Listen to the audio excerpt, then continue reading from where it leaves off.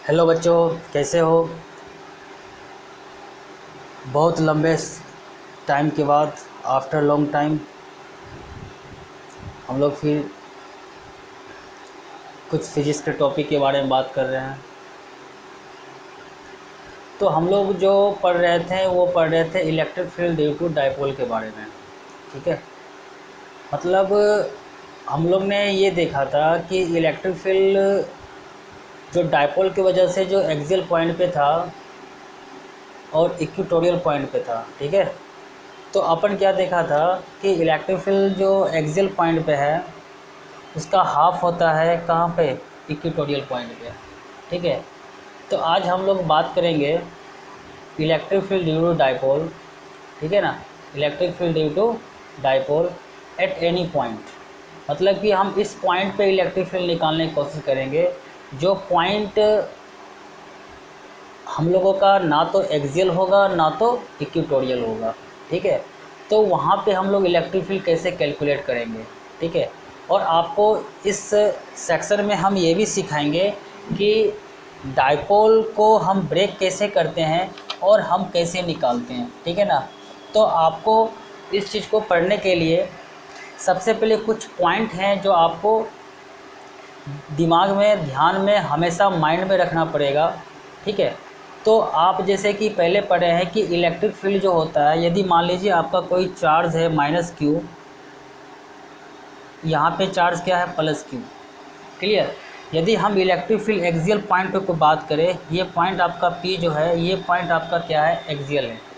यदि हम इस एक्सियल पॉइंट पे इलेक्ट्रिक फील्ड की बात करें तो आपको पता है कि यहाँ पे जो इलेक्ट्रिक फील्ड होता है वो डाइपोल मोमेंट जो आपका है, ये डाइपोल मोमेंट का डायरेक्शन है। ठीक है ना, this is a P vector.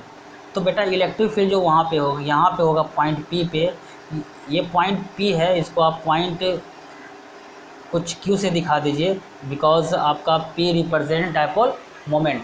तो बेटा पॉइंट Q पे जो इलेक्ट्रिक फील्ड होगा वो इलेक्ट्रिक फील्ड यदि एक्सियल पॉइंट है तो डाइपोल मोमेंट के डायरेक्शन के एलो होगा, जो मैंने पीछे डिस्कस कर लिया है। ठीक है ना, तो ये पॉइंट आपको हमेशा एकदम माइंड में रखना है।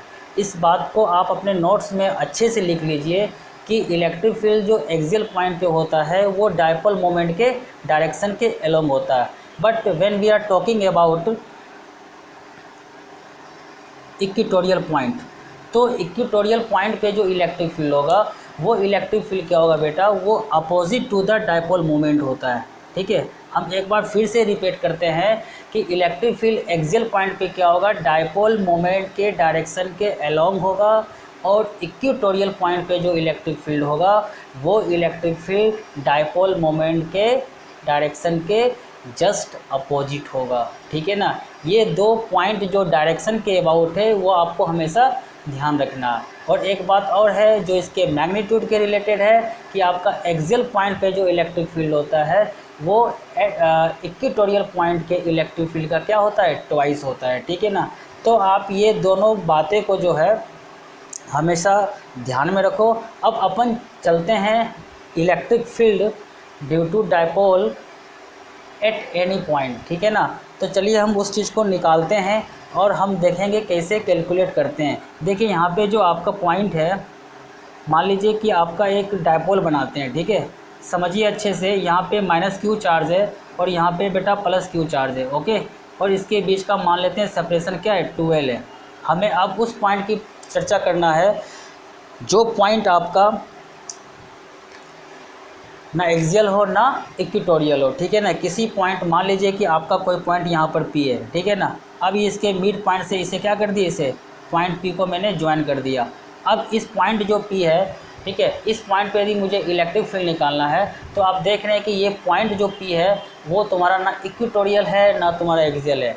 तो या बेटा हम यहाँ पे कैसे इलेक्ट्रिक फील्ड निकालेंगे, लेकिन हमें पता है कि एक्सियल पॉइंट पे कितना होता है, इक्वेटोरियल पॉइंट पे कितना होता है। ठीक है ना, तो यहाँ पे हम कैसे निकालेंगे इलेक्ट्रिक फील्ड। मान लीजिए पॉइंट P का जो पोलर कोऑर्डिनेट है r एंड थीटा, ठीक है ना, इसे हम बोल रहे हैं पोलर कोऑर्डिनेट। ठीक है ना, तो पोलर कोऑर्डिनेट क्या होता है आप समझ लीजिए एक बार, थोड़ा आपको हम हिंट कर देते हैं। मान लीजिए कि स्पेस में 2 डायमेंशन स्पेस है। क्लियर, तो 2 डायमेंशन स्पेस है तो वहाँ पे कोई पॉइंट को रिप्रेजेंट करने के लिए एक्स वाई कोऑर्डिनेट लेते हैं, ठीक है, जिसे अपन क्या कहते हैं कार्टेशियन कोऑर्डिनेट। मतलब एक्स कोमा वाई आपका एक 2D स्पेस में किसी पॉइंट को रिप्रेजेंट करता है। क्लियर। यदि हम इस पॉइंट को रिप्रेजेंट करने के लिए हम इस पॉइंट को यदि हम आर थीटा में कन्वर्ट कर दें तो ये आर थीटा बेटा इस पॉइंट का क्या हो गया पोलर कोऑर्डिनेट, जहाँ पे आर क्या है, r is the distance of the point from कहाँ ओरिजिन से इस पॉइंट का डिस्टेंस बेटा क्या है तुम्हारा आर है, ठीक है। और बेटा थीटा क्या है, थीटा जो तुम्हारा है वो तुम्हारा एंगल जो है इस लाइन का एक्स एक्सिस के साथ जो एंगल बनाता है वो आपका क्या है थीटा है, ठीक है ना। तो कहने का मतलब है कि कार्टेशियन कोऑर्डिनेट जो एक्स कोमा वाई होता है या बेहतर ढंग से जानते हैं तो एक वर्ड हम लोग यूज़ किए हैं, एक टर्म पोलर कोऑर्डिनेट। आपको इस टर्मों से भी डरना नहीं है।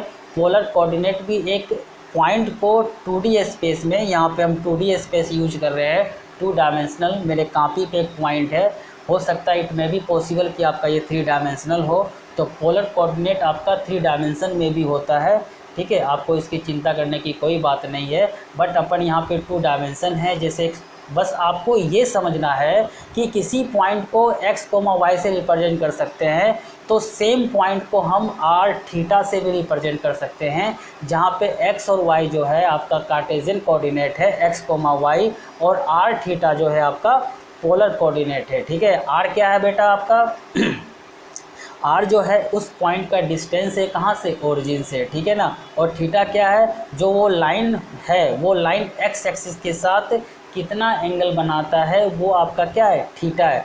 तो आप दोनों जो ग्राफ बनाए यहाँ पे, इस ग्राफ से एक बात तो आप क्लियर पकड़ सकते हैं कि आपका जो आर का वैल्यू है, मान लीजिए एक्स वाई है, तो ये आपका क्या हो जाएगा, ये आपका एक्स हो जाएगा, ये आपका क्या हो जाएगा वाई, तो बेटा ये कितना हो जाएगा, ये आर होगा, तो आर का वैल्यू हो जाएगा √x² प्लस y², ठीक है ना।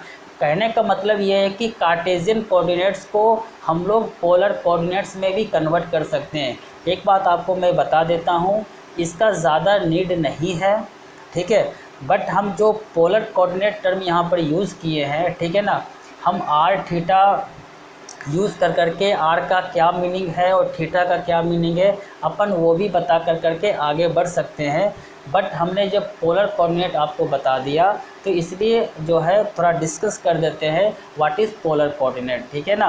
तो उम्मीद है कि आपको वो बेहतर ढंग से समझ में आएगा, ठीक है। यदि आपको ढंग से समझ में आ गया पोलर कोऑर्डिनेट्स के बारे में तो प्लीज़ आप कमेंट कर दीजिएगा कि हाँ मुझे समझ में आ चुका है। तो यहाँ पे आप r और x में रिलेशन निकाल सकते हैं, r = √x² प्लस y², और यहाँ पे आप थीटा भी निकाल सकते हैं। तो थीटा यदि यहाँ पर एंगल है तो बेटा टेन थीटा क्या हो जाएगा, टेन थीटा आपका हो जाएगा y/x। तो कहने का मतलब है कि इस टाइप से जो है हम कार्टेशियन को पोलर में और पोलर को कार्टेशियन में कन्वर्ट कर सकते हैं। इस बात को आप याद रखें। मान लीजिए कि यहाँ पे अपन क्या किए, आर और थीटा का वैल्यू लिए। सपोज कर लीजिए आर और थीटा का वैल्यू के टर्म में पूरी किताब में आप जहाँ जहाँ देखेंगे एट एनी पॉइंट जो है आर और थीटा के टर्म में निकाला जाता है। मान लीजिए कि क्वेश्चन को यहाँ पे थोड़ा सा बेहतर बनाना हो तो वो क्या करेगा, उस पॉइंट का जो है एक्स और वाई कार्टेशियन कोऑर्डिनेट आपको दे देगा, फिर आपको बोलेगा कि इलेक्ट्रिक फील्ड कितना होगा। तो आप जो है आर और थीटा के टर्म में इलेक्ट्रिक फील्ड जानते हैं, क्योंकि हम भी उसी चीज़ को बताएंगे। आप कोई बुक को पढ़ेंगे वहाँ भी वही लिखा हुआ मिलेगा, आपको तमाम जगह वही चीज़ मिलेगा, तो आप उसी चीज़ को पढ़ेंगे। लेकिन आपको एग्ज़ाम में मान लीजिए आर थीटा ना प्रोवाइड कर करके आपको उस पॉइंट का कार्टेशियन कोऑर्डिनेट दे दे और पूछे बेटा वहाँ पे इलेक्ट्रिक फील्ड कितना होगा, ठीक है ना।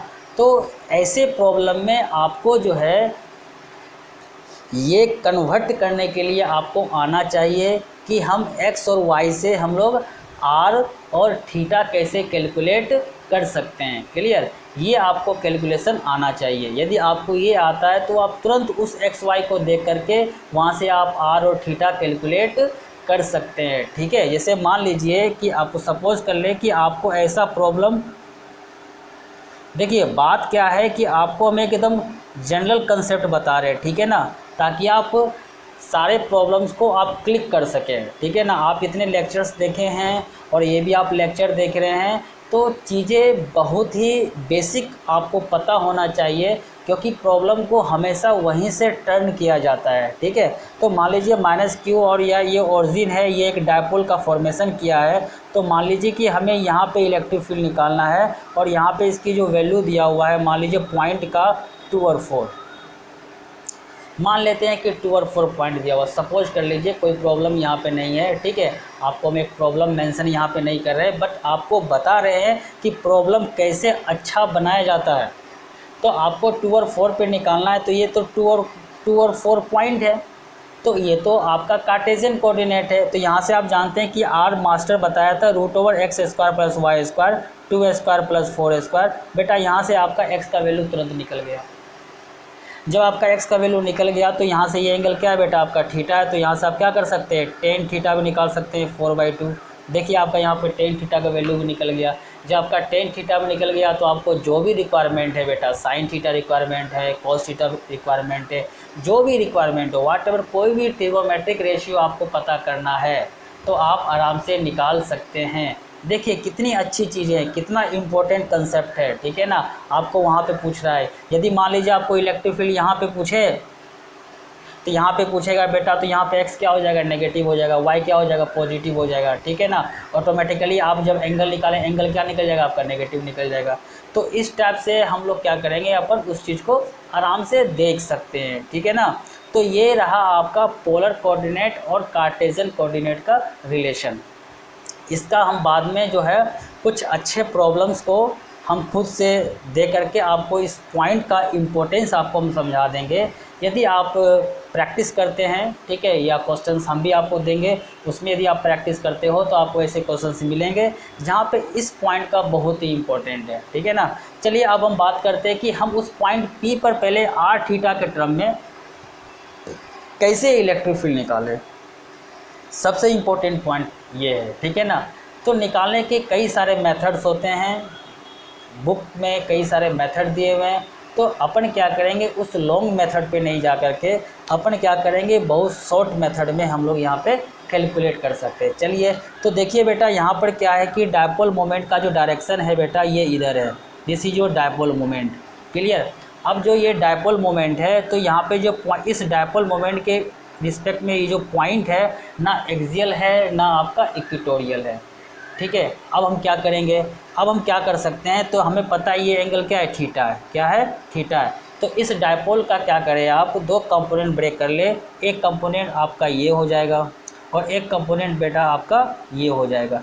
तो ये हो जाएगा आपका P cos थीटा, क्या हो जाएगा, वह P is a dipole moment, ठीक है ना। इसके अलोंग जो डायपोल है वो आपका P है, तो ये हो जाएगा P cos थीटा बेटा। ये क्या हो जाएगा, P sin थीटा, ठीक है।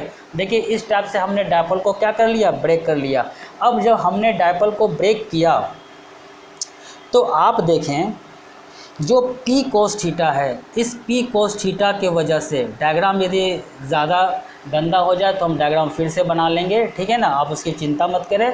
आप ये समझे कि P cos थीटा के वजह से जो इलेक्ट्रिक फील्ड पॉइंट यहाँ पे जो P है आपका, ठीक है ना, तो ये पॉइंट बेटा इस डायपोल मोमेंट का एक्सियल पॉइंट है। और ये जो पॉइंट डायपोल मोमेंट है, इसका ये क्या है, परपेंडिकुलर है आपका। ये क्या है इसका, ये आपका इसका, क्योंकि आप जो है एक डायपोल तो आपका ये हुआ और एक डायपोल आपका ये हुआ, मतलब इस डायपोल का दो कंपोनेंट हो गया। अब देखिए पॉइंट P जो है इस मेन डायपोल का एक्सियल इक्वेटोरियल नहीं है, बट हमने क्या किया, इस पॉइंट P का दो कंपोनेंट लिया, ठीक है ना। एक लिया P cos थीटा और एक लिया P sin थीटा। इस डायपोल मोमेंट का एक्सियल पॉइंट है और इस डायपोल मोमेंट का ये क्या है, इक्वेटोरियल पॉइंट है। तो हम एक्सियल पॉइंट पे और इक्वेटोरियल पॉइंट पे इलेक्ट्रिक फील्ड का वैल्यू जानते हैं, हम उसका आराम से अप्लाई कर सकते हैं, ठीक है ना। इस तरह से देखें आप डायपोल का कैसे ब्रेकिंग करते हैं। तो आपको एक कंसेप्ट दिमाग में हमेशा सेट होना चाहिए कि हमें जो इलेक्ट्रिक फील्ड पता है वो हमें एक्सियल पॉइंट पे जो फार्मूला होता है K2P/r3, इक्वेटोरियल पे होता है KP/r3। हमें फार्मूला ये दो ही पता है। यदि मुझे और किसी पॉइंट पे निकालना है तो मुझे उस डायपोल मोमेंट को ऐसे ब्रेक करना है कि जिस पॉइंट पे अपन को इलेक्ट्रिक फील्ड निकालना है वो पॉइंट उस डायपोल के दोनों पार्ट का चाहे तो एक्सियल हो या तो इक्वेटोरियल हो, और वो बिल्कुल होगा। ठीक है ना, आप आराम से कैलकुलेट कर सकते हैं। चलिए फिर से देखते हैं कि यहाँ पे आपका देखिए, आपका ये आपका कोई डायपोल है, या आपका माइनस क्यू चार्ज है, या आपका प्लस क्यू चार्ज है। यहाँ पे हमें इलेक्ट्रिक फील्ड कैलकुलेट करना है पॉइंट पे। ठीक है, ये एंगल आपका थीटा है। तो बेटा ये कितना हो जाएगा, ये हो जाएगा, इसका डायपोल है P, इसका दो कंपोनेंट, एक कंपोनेंट आपका ये हो गया और एक कंपोनेंट आपका ये हो गया। ठीक है ना, तो ये आपका जो है दो कंपोनेंट यहाँ पे निकल गया है। तो आप यहाँ पे देखें कि ये जो डायपोल है ये आपका P cos थीटा है। क्लियर है, इसके वजह से जो इलेक्ट्रिक फील्ड यहाँ पे होगा वो इलेक्ट्रिक फील्ड एक्सियल पॉइंट पे वो क्या होता है, along the direction of dipole moment, क्योंकि पॉइंट एक्सियल है। बस ये डायपोल मोमेंट देखिए, ये डायपोल मोमेंट का ये पॉइंट क्या है जहाँ पे हमें इलेक्ट्रिक फील्ड निकालना है, ये पॉइंट क्या है, एक्सियल है। तो डायपोल मोमेंट के डायरेक्शन के अलोंग इलेक्ट्रिक फील्ड होगा, तो इसका हम नाम दे देते हैं E1। क्या नाम देते हैं, E1। आप देखिए जो डायपोल मोमेंट है ये आपका क्या है, P sin थीटा। बेटा अब इस डायपोल मोमेंट को थोड़ा हम आगे पीछे भी कर लेते ताकि आपको बेहतर ढंग से समझ में आए। इस डायपोल मोमेंट का ये पॉइंट क्या है, इस डायपोल का, आप इस डायपोल को देखिए, आप कंसंट्रेट कीजिए बस इस डायपोल को, जो P sin थीटा है जिसका डायपोल मोमेंट, इसका ये पॉइंट क्या है, इक्वेटोरियल पॉइंट। और इलेक्ट्रिक फील्ड क्या होता है इक्वेटोरियल पे, opposite to the direction of the dipole moment. तो बेटा यहाँ पे जो है इलेक्ट्रिक फील्ड क्या हो जाएगा, इधर हम मान लेते हैं E2।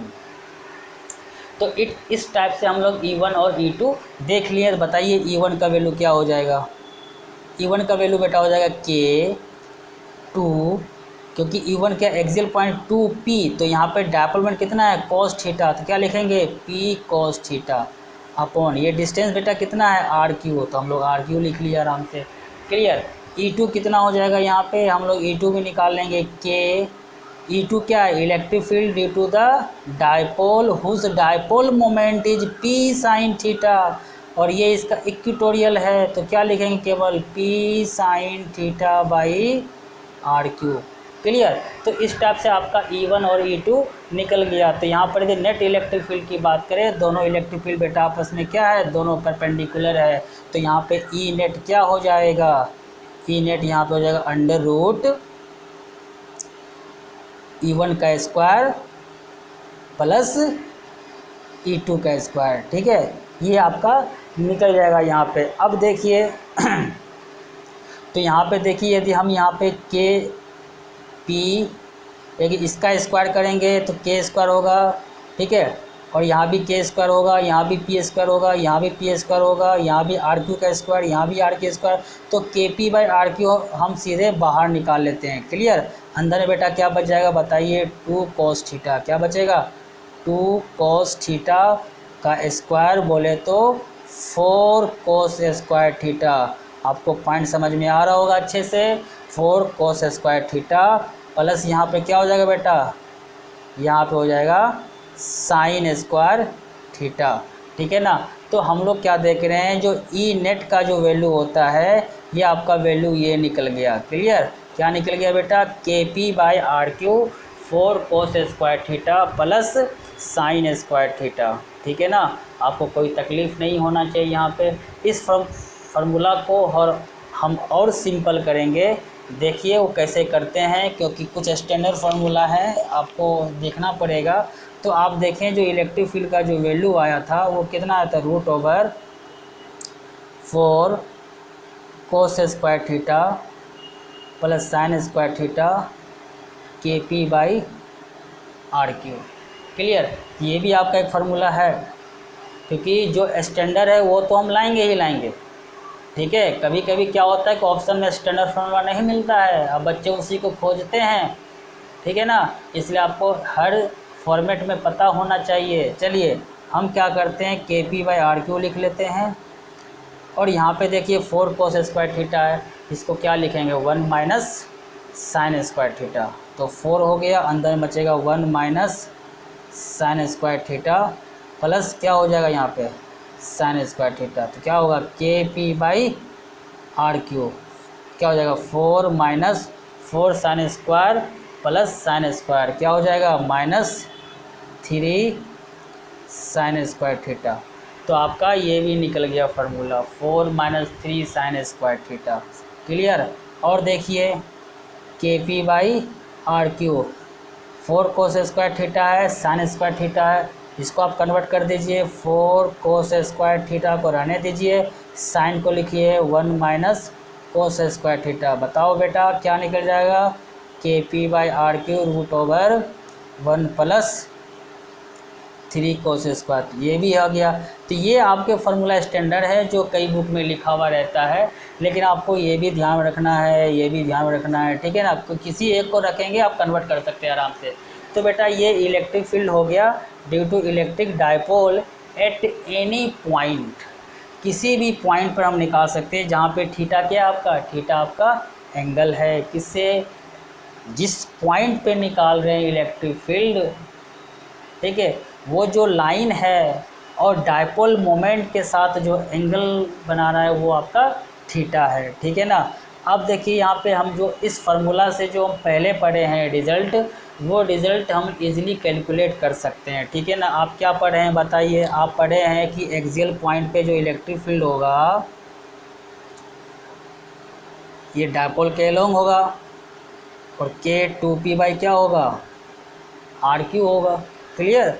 तो चलिए जब बेटा हम ये इस पॉइंट की बात करते थे और ये थीटा एंगल था, जब ये पॉइंट एक्सियल हो जाएगा, ठीक है, तब जब ये मान लीजिए पॉइंट एक्सियल हो जाएगा, इस टाइप से हो जाएगा, तो थीटा का वैल्यू क्या हो जाएगा बताइए बताइए, थीटा का वैल्यू हो जाएगा 0।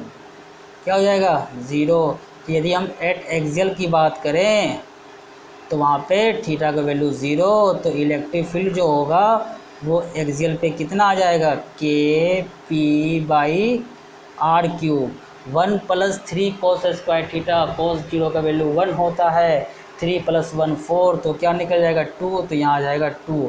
देखिए आप यही पढ़े थे के 2p बाई आर क्यूब। अरे पढ़े थे कि नहीं पढ़े थे। हाँ सर बिल्कुल यही पढ़े थे। तो आप ऐसे भी निकाल सकते हैं, कोई ख़ास बात नहीं है। चलिए हम अब निकालते हैं ई इक्वेटोरियल। क्या निकालते हैं इक्वेटोरियल। तो इक्वेटोरियल पर निकालेंगे तो जब ये पॉइंट है थीटा, जब ये ऐसे परपेंडिकुलर हो जाएगा इस टाइप से आप जब का पॉइंट हो जाएगा यहाँ पे, तो बेटा एंगल कितना हो जाएगा, ये एंगल बताइए, ये एंगल आपका 90 डिग्री हो जाएगा। तो इक्वेटोरियल पॉइंट के लिए एंगल क्या हो जाएगा, थीटा का वैल्यू 90 डिग्री, तो हो जाएगा 1/4 पाई एप्सिलॉन के पी बाई आर क्यूब। कोस 90 0 होता है तो 1 ही निकलेगा। देखिए आपका वही निकला जो आप पढ़े थे के पी बाई आर क्यूब, ठीक है। तो इस टाइप से हम क्या कर सकते हैं, यहाँ से हम लोग जो है एक्सियल पॉइंट पे भी इलेक्ट्रिक फील्ड कैलकुलेट कर सकते हैं और इक्वेटोरियल पॉइंट पे भी इलेक्ट्रिक फील्ड कैलकुलेट कर सकते हैं with the help of this formula. Okay, तो ये रहा आपका इलेक्ट्रिक फील्ड जो है डायपोल की वजह से किसी भी पार्टिकुलर पॉइंट पे, ठीक है। तो इसमें हम आपको एक पॉइंट और बताने की कोशिश करूँगा, वो आप देख लीजिए। डायरेक्शन आपका बहुत इंपॉर्टेंट है। आप यहाँ पे देखें कि आपका ये जो है डायपोल है, ढंग से देखिएगा, -q है +q है। आपका डायपोल चैप्टर इलेक्ट्रिक फील्ड जो है, फिर हम जब पोटेंशियल पढ़ाएंगे तो फिर पोटेंशियल में भी डायपोल होगा। फिर अपन जब डायपोल को किसी इलेक्ट्रिक फील्ड में पढ़ाएंगे तो देखेंगे डायपोल क्या करता है, टॉर्क एक्सपीरियंस करेगा, जो भी करेगा तो हम आगे पढ़ेंगे इसके बारे में, ठीक है। तो अभी electric field due to dipole जो है वो आप देख चुके हैं, क्लियर। तो देखिए आप यहाँ पे निकालना है थीटा है, तो आपने अभी देखा कि इलेक्ट्रिक फील्ड सर इधर होगा, एक कंपोनेंट जो होगा और एक कंपोनेंट जो इधर होगा, इसका इलेक्ट्रिक फील्ड सर इधर होगा, बिल्कुल सही।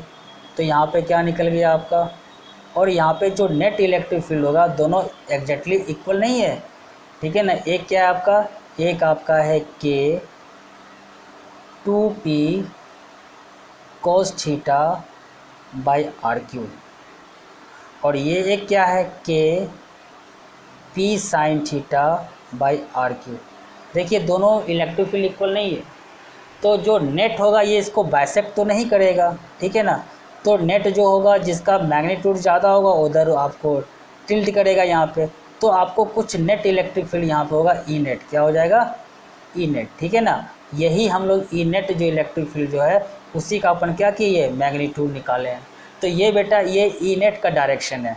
और ई नेट का डायरेक्शन देखिए पूछता क्या क्या क्वेश्चन यहाँ पूछा जाएगा आपसे, अच्छे से ध्यान दीजिएगा बिल्कुल। ई नेट जो है ये आर जो वेक्टर है ना इसके साथ मान लीजिए फाई एंगल बनाता है।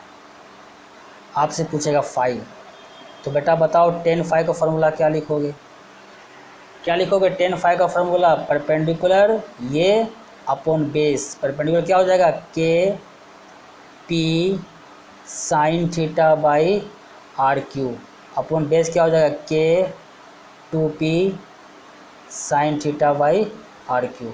सॉरी यहाँ पे p की साइन नहीं होगा, यहाँ पे क्या हो जाएगा? कॉस थीटा हो जाएगा। क्लियर? देखिए कुछ टर्म कैंसिल होगा, के p कैंसिल हो गया, आर क्यू कैंसिल हो गया आपका।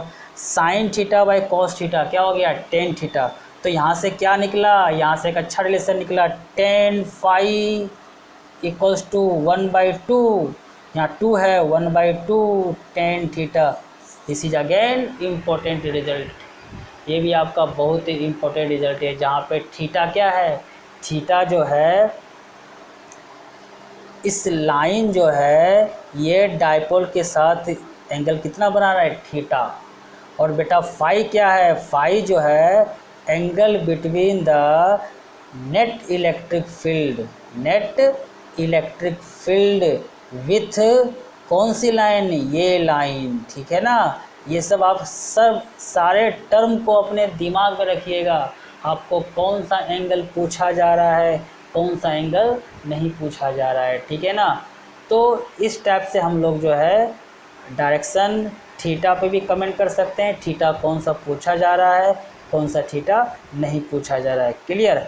अब देखिए ये आपका ई नेट है, क्या है आपका? ये ई नेट है। मान लीजिए इस ई नेट को पीछे की ओर बढ़ाएंगे तो आपको दिख रहा है परपेंडिकुलर, बट ये परपेंडिकुलर नहीं है, ठीक है ना। थोड़ा ड्राइंग क्लियर नहीं है यहाँ पे। तो आपसे पूछेगा कि ये एक्स एक्सिस के साथ कितना एंगल बना रहा है।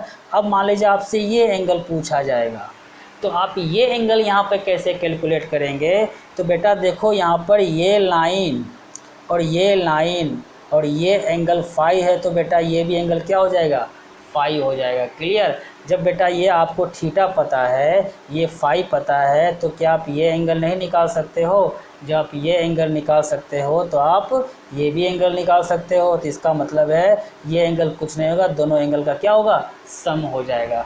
तो इस टाइप से आप सारे एंगल के बारे में बता सकते हो, नेट इलेक्ट्रिक फील्ड के बारे में बता सकते हो, नेट इलेक्ट्रिक फील्ड के डायरेक्शन पे कमेंट कर सकते हो, डायपोल को अपन कैसे ब्रेक किए ताकि मेरा प्रॉब्लम इजी हो जाए, ये भी कर सकते हो। तो ये तो हम एक डेरिवेशन के तौर पे आपको चीज़ों को समझाए हैं, ठीक है ना, जो आपके बोर्ड के एग्ज़ाम में भी आता है। Electric field due to dipole at any point पे ही आपसे निकलवाया जाता है हमेशा। या आपसे ये पूछेगा कि so that electric field at axial point is twice of electric field at an equatorial point. तो आपको अलग अलग डेरिवेशन करने की कोई रिक्वायरमेंट नहीं है, आप इस एक डेरिवेशन को करिए और वहाँ से एक्सियल के लिए आप एंगल लेके निकाल लीजिए, इक्वेटोरियल के लिए भी एंगल लेके निकाल लीजिए और वहाँ से उस चीज़ को आप शो कर दीजिए कि हाँ यहाँ पे ट्वाइस हो रहा है, ठीक है ना। तो लेकिन आपको इस पूरे डेरिवेशन में एक पॉइंट आपको जो बताएं हैं वो बहुत इम्पोर्टेंट है कि डायपोल को हम कैसे ब्रेक करते हैं, क्योंकि बहुत सारे न्यूमेरिकल्स प्रॉब्लम आएंगे जहाँ पे आपको ये मेथड लगाना पड़ेगा, ठीक है ना, कि आप डायपोल को कैसे ब्रेक करते हैं। क्योंकि आपको हमेशा एक्सियल और इक्वेटोरियल पॉइंट पे जो इलेक्ट्रिक फील्ड है वही हमेशा आपके दिमाग में सेट रहेगा। और आप हमेशा डायपोल को बेटा ऐसे ब्रेक करो कि जिस पॉइंट पे आपको कुछ भी निकालना है वो पॉइंट उस डायपोल का चाहे तो एक्सियल हो या तो इक्वेटोरियल हो, आप इजीली निकाल सकते हो, ठीक है ना। एक ये पॉइंट बहुत ही इम्पोर्टेंट है। और सेकेंड पॉइंट जो आपका है relation between Cartesian coordinates and polar coordinates, ठीक है ना। जब अपन प्रॉब्लम डिस्कस करेंगे तो अपन देखेंगे ये पोलर कोऑर्डिनेट्स का क्या इम्पोर्टेंस है। ठीक है, तो हम उम्मीद करते हैं कि आपको ये लेक्चर बिल्कुल समझ में आ रहा होगा, ठीक है ना, और आया भी होगा। और हम आगे जो है अब जो हम चैप्टर स्टार्ट करेंगे ये इलेक्ट्रोस्टेट्स का, वो हम सेकेंड पार्ट स्टार्ट करेंगे। जो आपका फर्स्ट इलेक्ट्रोस्टेट को हम दो पार्ट में बांट के डिवाइड करके पढ़ाते हैं, एक इलेक्ट्रोस्टेट 1 और एक इलेक्ट्रोस्टेट 2। क्लियर ना। ये बेटा इलेक्ट्रोस्टेट जिस दिन ख़त्म होगा वो आपको 3 चैप्टर को ख़त्म कर देगा, ठीक है ना। एनसीईआरटी के 2 चैप्टर्स को वो ख़त्म करता है। ये एक बहुत ही लंबा चैप्टर्स है जिसमें हम लोग पूरे चीज़ पढ़ लेंगे, तो इसका मतलब है कि ऑलमोस्ट बहुत कुछ यहाँ से हम लोग समझ लेंगे, ठीक है ना। तो क्योंकि इसी के बेसिस पे हम और चीज़ों को समझने की कोशिश करेंगे। तो आपका इलेक्ट्रोस्टेट जो पार्ट 1 है हम वो ऑलमोस्ट ख़त्म कर दिए हैं। इलेक्ट्रोस्टेट का जो पार्ट 2 है जिसको हम इलेक्ट्रोस्टेट 2 कह के पढ़ाते हैं, वो जो है हम लोग गॉस थ्योरम से स्टार्ट करेंगे। अब हम लोग उसी चीज़ का डिस्कस करेंगे, ठीक है ना।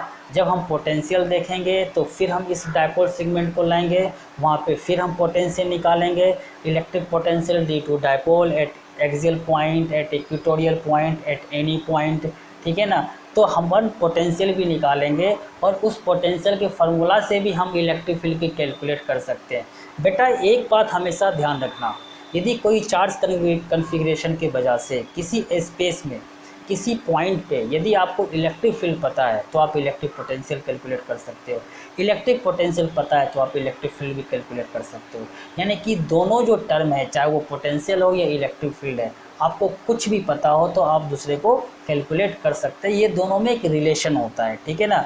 जब अपन दोनों टर्म को अच्छे से पढ़ लेंगे, इलेक्ट्रिक फील्ड तो हम ऑलमोस्ट पढ़ ही लिए हैं, ठीक है ना, और इलेक्ट्रिक पोटेंशियल को भी जब अपन पढ़ लेंगे, ठीक है, वो आपका एक लेक्चर का कंसेप्ट है इलेक्ट्रिक पोटेंशियल, ठीक है। जब पढ़ लेंगे तब दोनों में रिलेशन बताएंगे कि दोनों में क्या रिलेशन है, ठीक है ना। उसके बाद प्रॉब्लम में अपन क्या करेंगे, उसको यूज़ कर करके सॉल्व करने की कोशिश करेंगे। तो ये आपका जो है आज का लेक्चर है। ओके, थैंक यू बेटा।